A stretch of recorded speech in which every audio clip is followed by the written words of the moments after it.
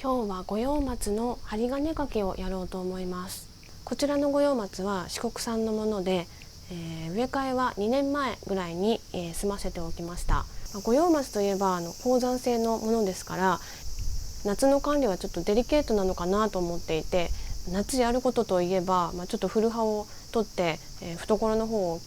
すっきりさせるって、そのくらいしか私はやったことないんですけれども、夏の畳み込みみたいな静止も全然できるよっていう話を人づてに聞きますので、経験として自分も一度、やってみたいなという思いがありました。なんで夏にそういう荒仕事ができるかっていうと、よく言われるのは、真夏は冬の休眠期みたいに木も休む時期だからできるんだよというのを聞きますし、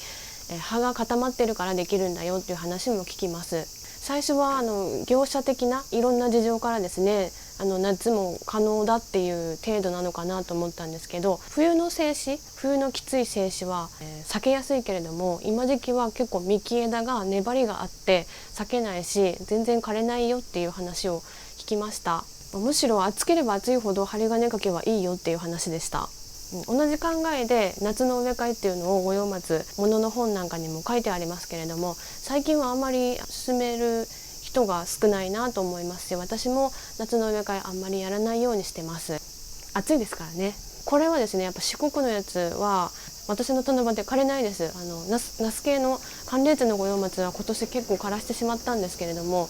こちらのこっち系統の五葉松全然枯れなくて丈夫。本当にその手入れとか管理って産地との相性っていうのはあるんだろうなと思います。ちょっと長々喋ってまた怒られちゃいそうですけれども、早速やっていきたいと思います。この前戻したラフィアがめっちゃまだ余ってるっていうのもあって、ちょっと針金一応かけてみっかと思ったんですけど、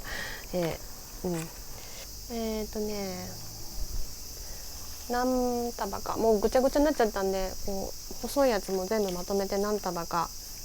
取り出します。でラフィアの巻き方どうやるんですかって質問はなかったんですけど、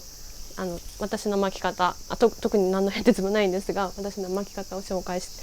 というかお披露目したいと思います。で長いですから半分にしたのをこう輪っかを作って通しまして、それで下ら辺でギュッとやってこういう風に結んで巻き上げていく感じです。広げながらグッとしっかり巻いていきます。こんな細いんですけど、結構未生で7年ぐらい経っているやつで、ちょっと幹肌の古さが出てて硬そうなんですよね。細いんですけど、それで曲がるんかなと思うんですけど、休眠期に厳しく曲げる、心拍厳しく曲げるような感覚で今日はですね攻めてみようと思うんですよ。こんなですけど結構大事にしているやつなんで、夏がっつり曲げるって不安もあるんですけど、これでラフィア巻きは完了です。ちょっと緩いかな。いや大丈夫やろ。からこう入れてだな。よし、私を引っ張ってだな。よいしょ。これはアルミ線です。はい。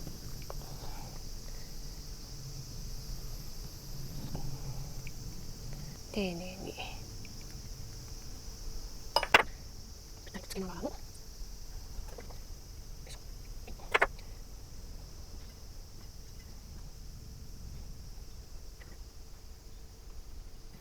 針金長く取りすぎたと思ったけど、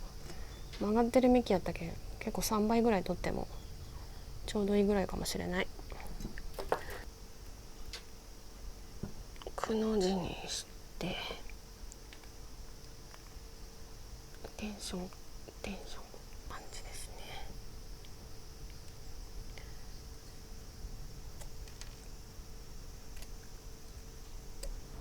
よいしょ。これでも足りんかったか。はいと。枝の方はね、今日はね、結局曲げたくなるんやけど、枝も曲げた方がいいんか。そうねちり静止やからね、小枝の方も巻いていきましょう。確かに曲がるけど、確かに曲がるんですけど、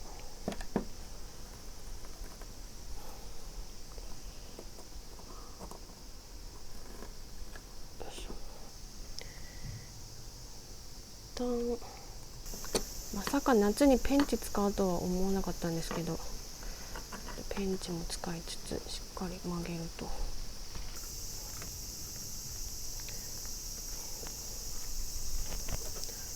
こを頭にします。グッと曲げて、